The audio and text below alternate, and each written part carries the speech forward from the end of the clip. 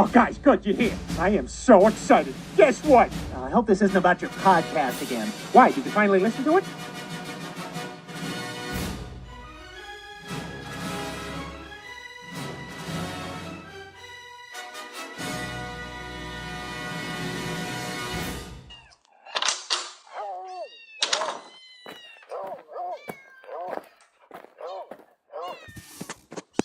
The Grandma Next Door is recorded in front of a live studio audience.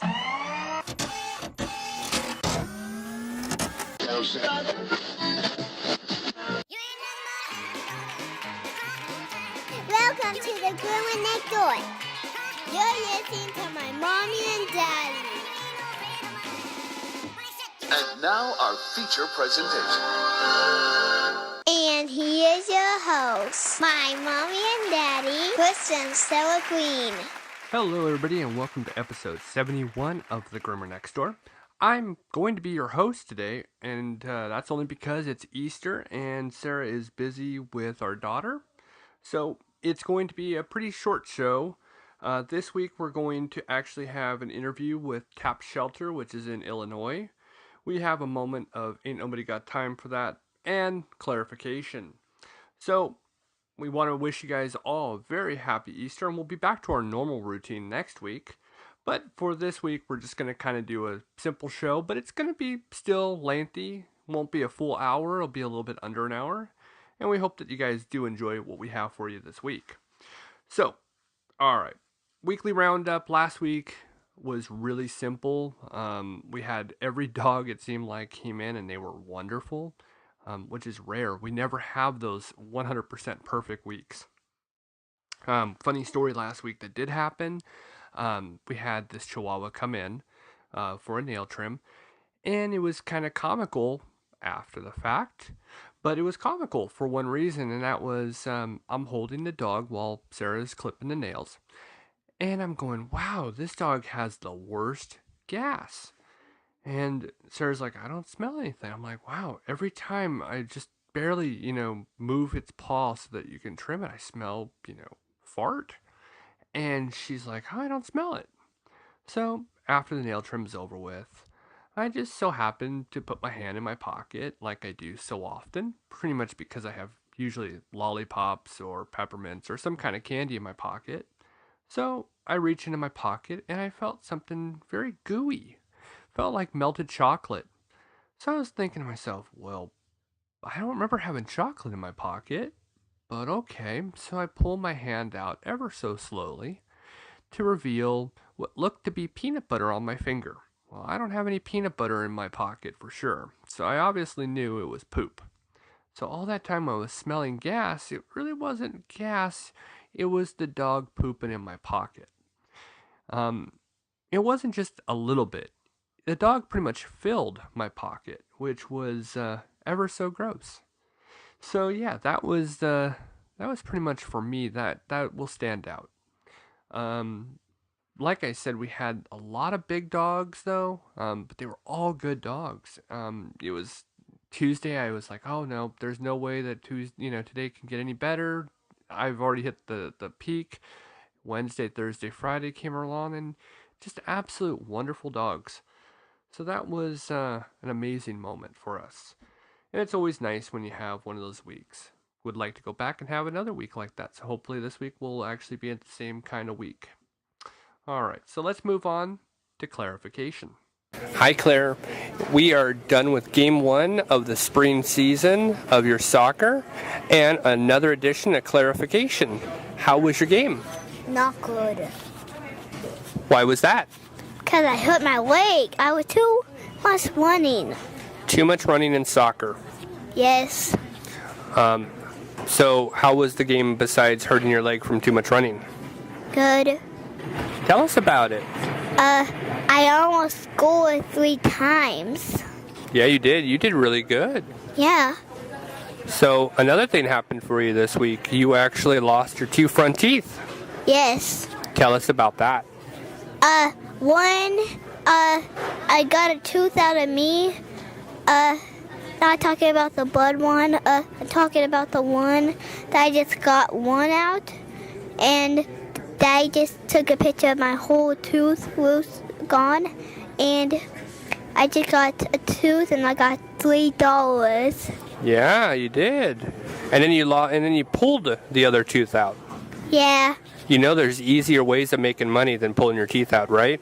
Yeah, but I just didn't get my tooth out of this one. I just got my tooth out of getting my tongue out. They're like this. The people at home can't see what you're doing because you're on a podcast and it's on the radio and they can't see that. Nope. So what was it like at school? Did your teacher say anything? Nope. Okay. You get really quiet. Well, I told my teacher that I got a tooth out of my mouth, but I tried to clean it. There was too much blood on it, and I tried to clean it, but it went in the drain. Yeah, the tooth fell down the drain, huh? Yes. I'm sure the tooth fairy was able to get it. No. Yeah, she left you a note, right? Yeah. She gave me money. $2? Yeah, $2. So you made $5 this week on 2 teeth? Yes. That's and pretty. I had 3 teeth out. 2. Nuh-uh, 3. Oh yeah, you did lose that bottom one. That's right. I forgot about that one. Yes, and 2 of those teeth are growing back. 1 isn't. Yeah, I see your 2 front ones are coming in. Yes. Is it hard to talk? Yes. Is that annoying? Yes. Oh, it's okay. You'll be fine. So, anything else you want to talk about? No? You sure? Yep. All right, well, say goodbye. Bye. Well, that was our adorable little Claire. Claire lost her 2 front teeth this week. She's so adorable. Funny story with that. She lost her 2 front teeth when we were over doing stuff for Easter.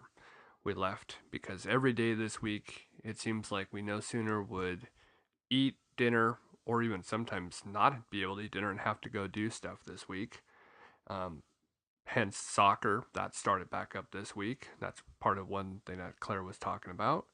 So it was, I think, Wednesday when we came home, and she was like really upset, which was kind of weird. She's normally not upset. She's not I'm going to cry for any reason. She doesn't cry really ever. And so it's like, well, what happened? And she was saying, I lost my tooth. Okay, no big deal. That happens. So I was like, that's okay. Doesn't matter. No, I lost my tooth down the sink. Oh, well, how'd that happen?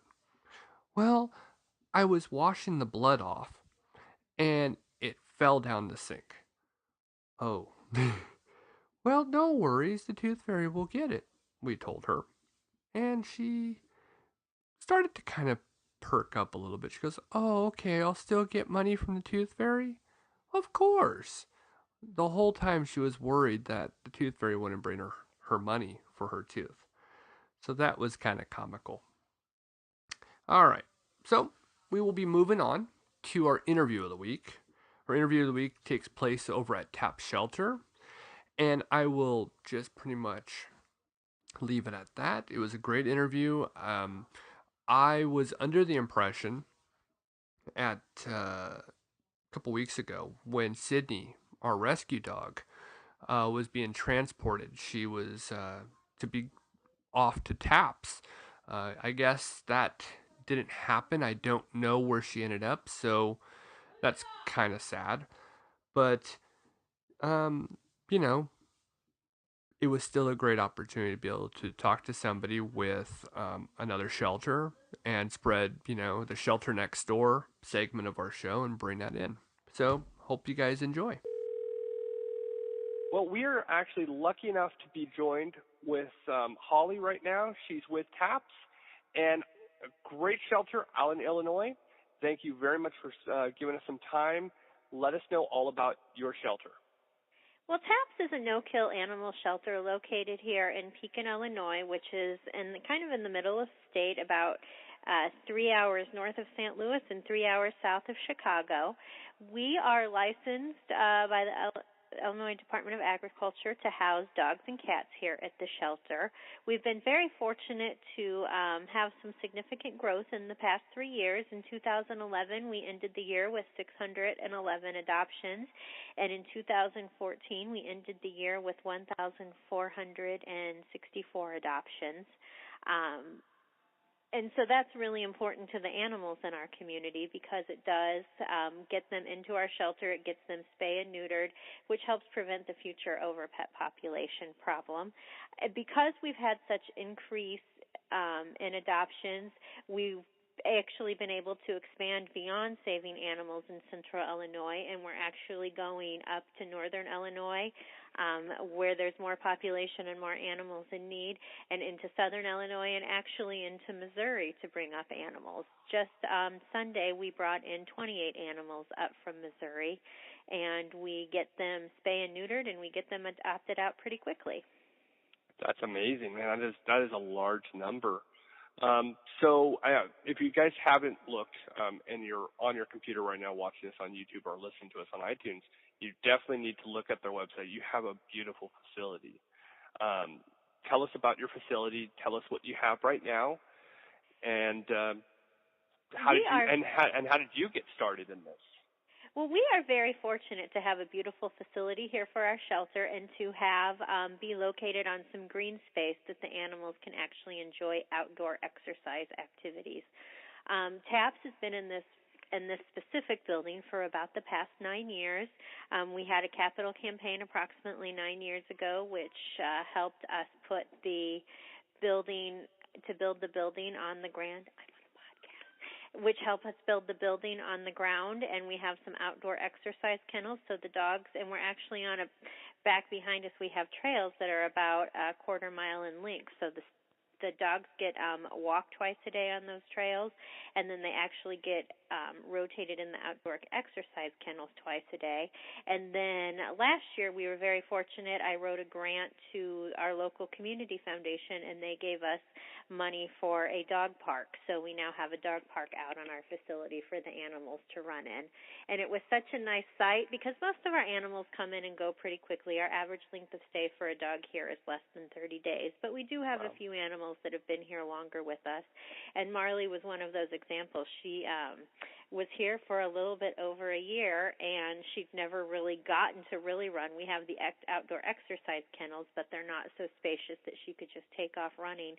So she was the first dog that we took out to the dog park and let her run. And I think we were all crying tears of joy as we just saw her circle and circle and circle and run herself to exhaustion with her tongue hanging out of her mouth. It was a beautiful sight. And well, then tell us about Marley. Tell us about Marley, for everybody who doesn't know. Marley came to us as a pit bull. She was a pit bull. She came to us at about 4 months old. She did come in with some dog aggression, which is what kept her here with us.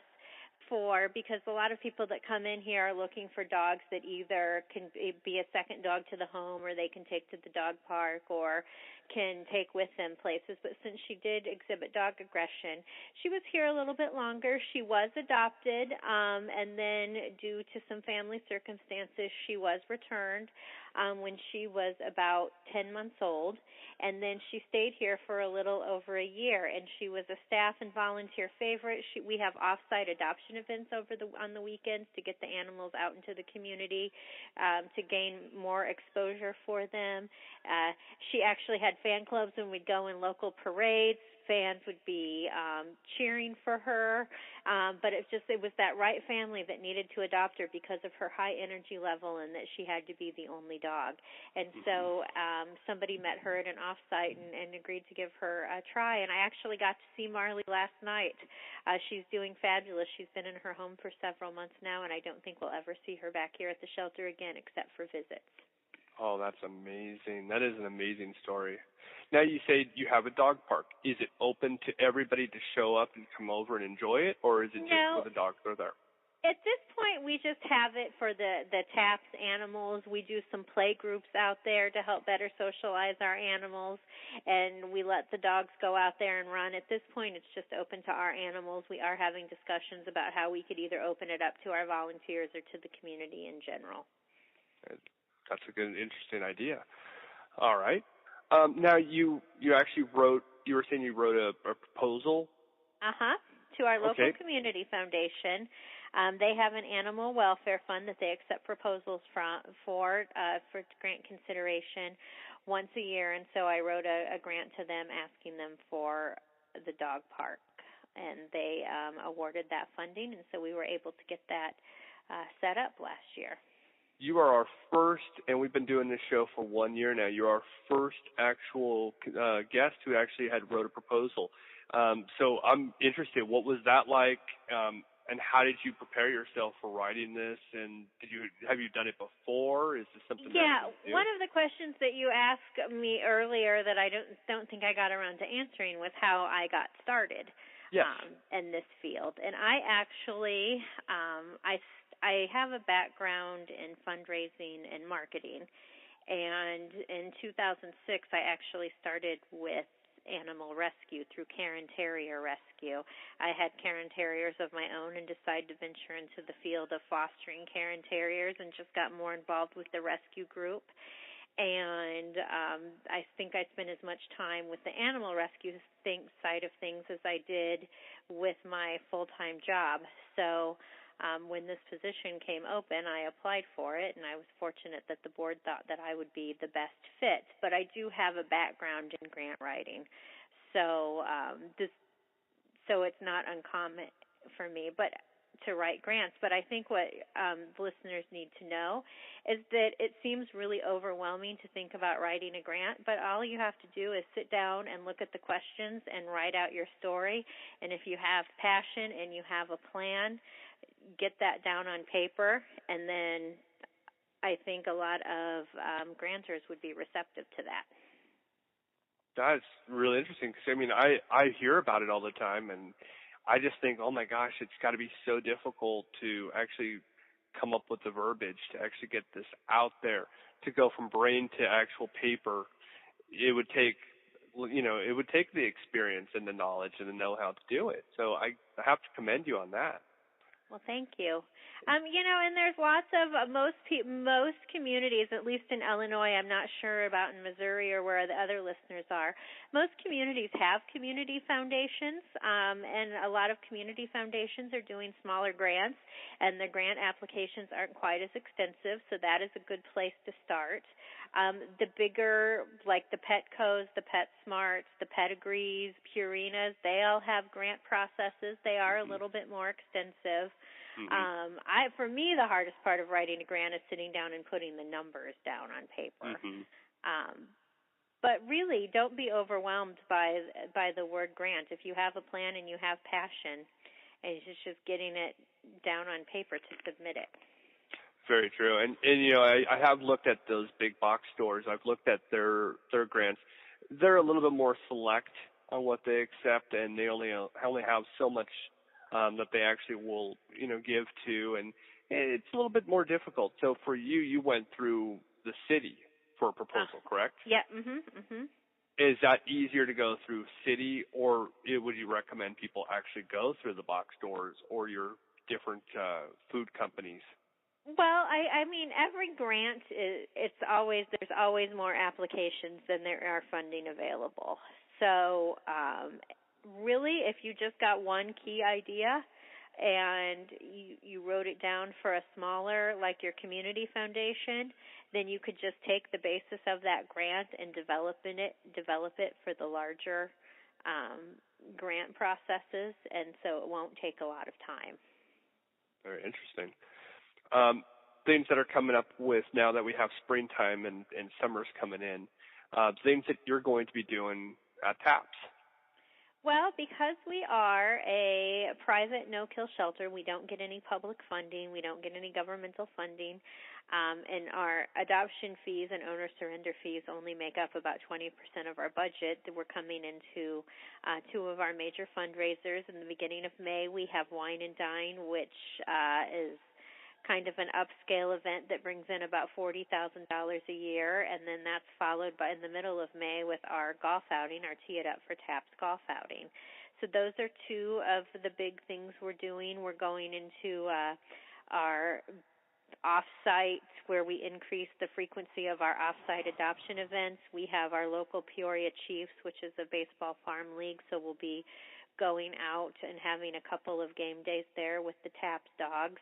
We do have cats here. We don't take our cats off-site generally, just because it stresses them out. But so we are looking to get out more in the community as spring arrives too. And the other thing that we do, which also picks up steam in the spring, is we also have some low-cost spay-neuter programs that we offer. We don't actually do the programs here at TAPS, but we offer them here at TAPS. We do the paperwork, and then we partner with a local vet and then a spay-neuter clinic. So you can get your animals spay or neutered for about $90 versus several hundred at the vet. And so we offer that to the community as well. That is a real helpful thing, because we've talked about this in different episodes, definitely on the spay and neutering low cost. We try to actually mention them if we hear of anything that's in Missouri and even in Illinois, because we're so close. We do the same thing. We're always talking about things like that. Let's see. Now, you had mentioned, obviously, we've heard the different things with the cats. I mean, they never do actually leave facilities. We were talking to a shelter in Northern California. They said the exact same thing. It's always difficult to actually get them adopted. So right now, how many dogs do you have? I probably more or less an approximation. I don't know if you have all the numbers in front of you, but what do you have in dogs right now, and what do you have in cats? Well, on any given day, we have approximately 50 dogs and 80 cats here at the shelter. Right now, we have about 70 dogs, which is a little bit higher than usual because we did just take in 2 litters of 10 puppies each, which, because we keep every animal in its own kennel unless they came in together and have lived together. And then with the puppies and kittens, we kennel together, so that increases our census number a little bit. But right now we do have 2 litters of 10 puppies. One of them came up, actually they both came up from Missouri. One of them was a mama that was found living in an abandoned house with her 10 puppies. Somebody rescued them and asked if we could take them in. The poor mama, I don't know what she's been through. She is the sweetest thing, but she's missing half of her paw. She's missing half of her tongue, and 3 of the puppies that we took in are blind. So we are working, we do have some foster homes, so we've just moved them into a foster home until they're available for adoption. And then Sunday we just brought up 10 more puppies from down that way. Wow. Yeah, we just did our video podcast last week. Right after we finished filming it, I left, and in maybe an hour, somebody had dropped over and dropped off a litter of, I think it was 10 puppies that were just abandoned on the side of a road. Yes, so it is amazing to me that the human mind kind of processes what's the best thing that you could do for an animal, and dumping it on the side of the road is the best thing that they can come up with. That just amazes me. It does. I have no idea what possesses people to think that's the right idea, but it seems to be more common. And the more you're involved in pets, and I'm sure you see far more than I do, you see the most just some crazy, barbaric ideas that these people come up with. And you just think, how did this process in such a civilized world, how did you come up with it? I know. It amazes me because, animal controls, yes, they do have to euthanize, but, a humane euthanasia is not necessarily the worst thing that could happen to an animal.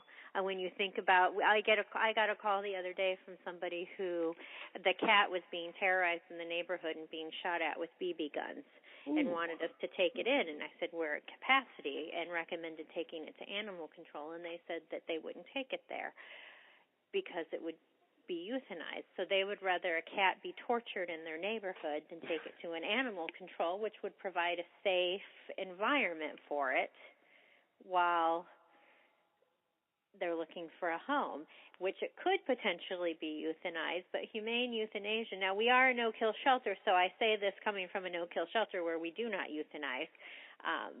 But humane euthanasia is not the worst thing that could happen to an animal when you work in the field of rescue and you see what happens to animals day in and day out. Very true. I mean, the shelter we actually do a lot of stuff with, it is a kill shelter, but they don't actually euthanize often. The only time they do it, typically, the only time I ever see anything is if the actual animal is just in poor health. So that's the only time they do it, it seems like. So it's that's one thing with shelters. You need to look at their stats to really understand it. And, don't discriminate from kill shelters just because it's a kill shelter. I mean, that's one thing that we're always trying to tell people. There might be the perfect dog or cat there for you, and you're only going to say, I don't want to go there because it's a kill shelter. That's not the knowledge we want to put out there. So now, obviously, kitten season is coming up really soon, and you said you're at full capacity. What is your capacity for dogs and cats? About the 50 dogs and 80 cats, except for puppies and kittens. We can usually fit those in. For an adult cat, we do have about a 1 to 2 month waiting list. For kittens, we can get kittens in pretty quickly because, fortunately or unfortunately, that is what people want to adopt.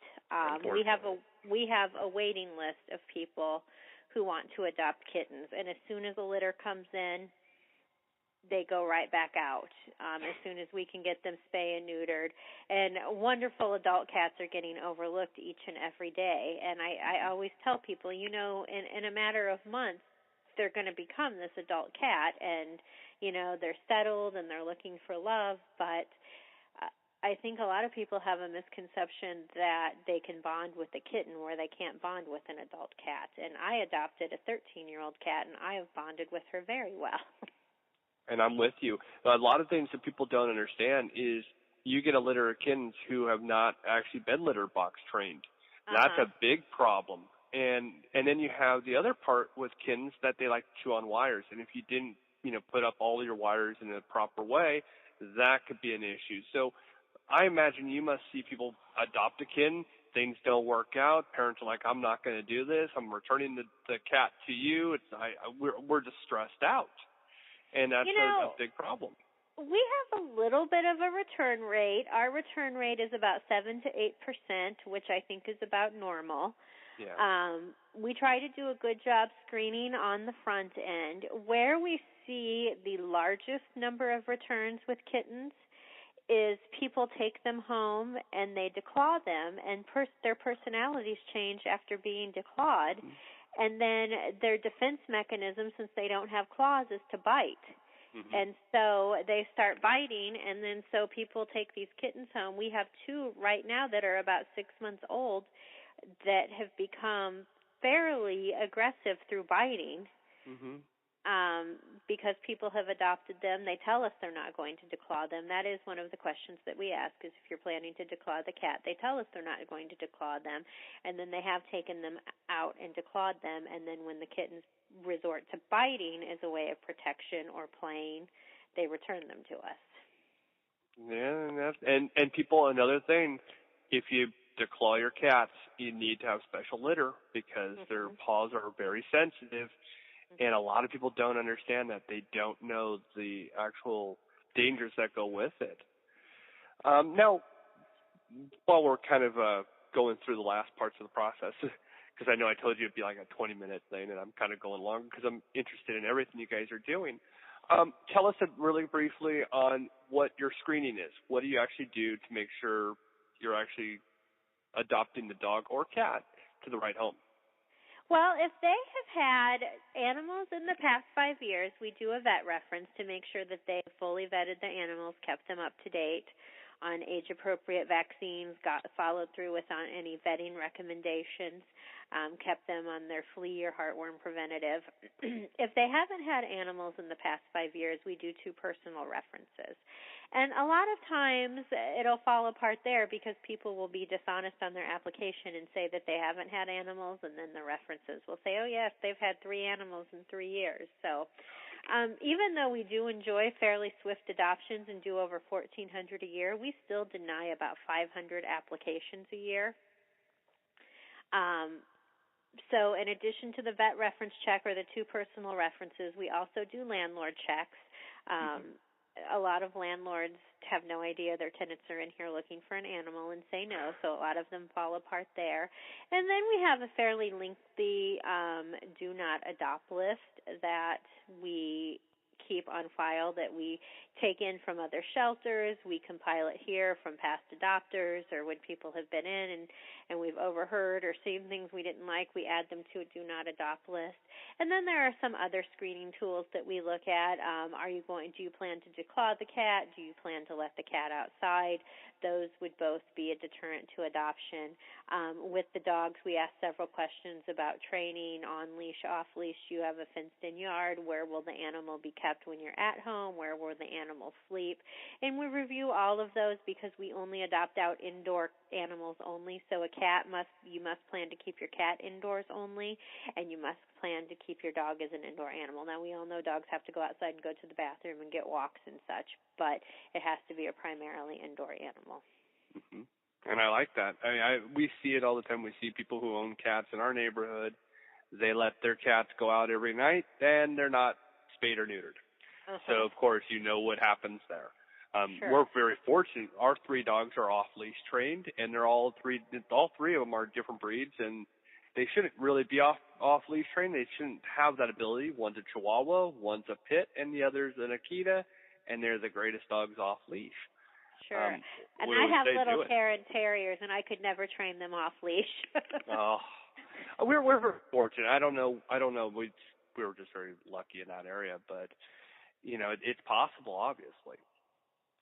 All right. Well, if anybody has any more that they want to see on TAPS, you can visit their website. I think it was TAPS. I don't have it in front of me. It's tapsshelter.org, TAPSSHELTER.org. Perfect. And don't get it confused with the TV show and the Ghost Hunters, because that will come up. I was right away. That's one thing I want to make sure everybody understands. It is separate.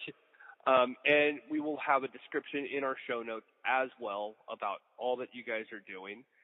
And we do really appreciate your time. I really love what you guys are doing. You have a really beautiful facility. Well, thank you so much.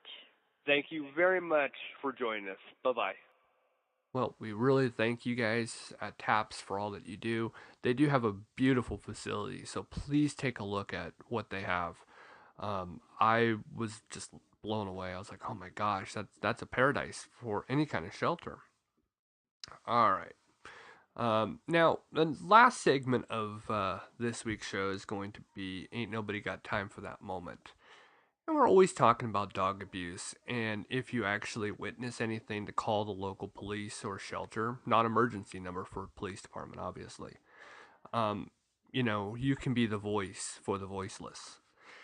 This week's Ain't Nobody Got Time for That Moment of the Week comes from Pittsburgh, California. This pup was severely burnt on his ears and on its belly. Real sad story. Wonder how people in this world can actually be so sick and cruel, but people continue to amaze us. So sit back, and unfortunately, you can't enjoy it, but maybe you'll get a little insight. Ain't nobody got time for that. Ain't nobody got time for that. Ain't nobody got time for that. Ain't nobody got time. Ain't nobody got time. Ain't nobody got time for that. New at 5 tonight, an 8-week-old puppy with burns to his ears and stomach. People who saved him say he was tortured, and because of those terrible injuries, veterinarians say the puppy will have to have his ears amputated. As KTVU Fox 2's Mike Meback reports, the person who burned the little dog hasn't been found. About 6 to 8 weeks. So definitely a puppy here. Yeah. Curled up in a wicker basket, a little gray, tan, and white puppy named Fireman. And behind those big glassy eyes, little Fireman is hurting. The dog is in extreme amounts of pain. Somebody did something really awful. Beth Allen Garland says he was tortured and that he is now being sedated. Allen Garland is one of many caring for Fireman at the Well Pet Vet Clinic in Pittsburgh. It's either a severe chemical burn, or somebody tried to light his ears on fire. As you see here, fireman's name is on the board, and he's slated to have surgery soon on those ears. Now, he wasn't found in a street or some dark alley. He actually was located at Antioch Animal Services in their dog run that's surrounded by about a 6-foot fence. It's not known if the person who dropped him off is the person who tortured him or just someone who possibly found him. But his ears, I think they get itchy, and he's itching them. Christy Cush, a volunteer at Antioch Animal Services, is fostering firemen, and as you're about to see, he still appears to be frightened 2 days after being found. Come here, buddy.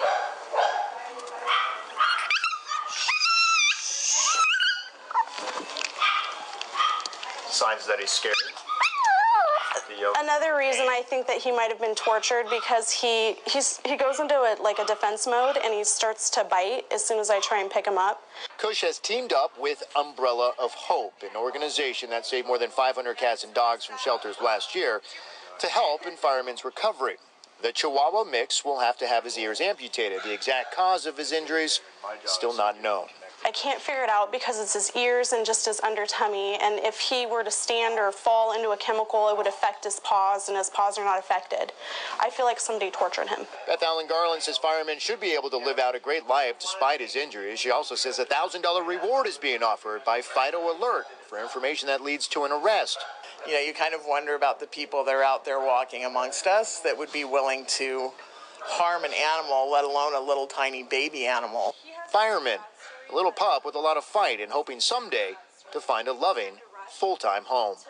In Pittsburgh, Mike Meebeck, KTVU, Fox 2 News. All right. Well, I guess this brings us to the end of episode 71. Again, next week we'll actually be back to full capacity, but, you know, being that it's Easter and we're trying to do as much with Claire as possible, it's, you know, kind of busy. So we will be back next week at full capacity at the Groomer Next Door. And if you guys have any questions, send us an email at thegroomernextdoor@yahoo.com. Come over to our Facebook page, The Groomer Next Door Podcast on Facebook. Give us a like. Every day of the week, we actually post either pictures from the shop, different things that are going on, and just have a little bit of fun. All right, well, I'm Chris Green. Have a pet-tastic week. Okay, gotta go in my bedtime.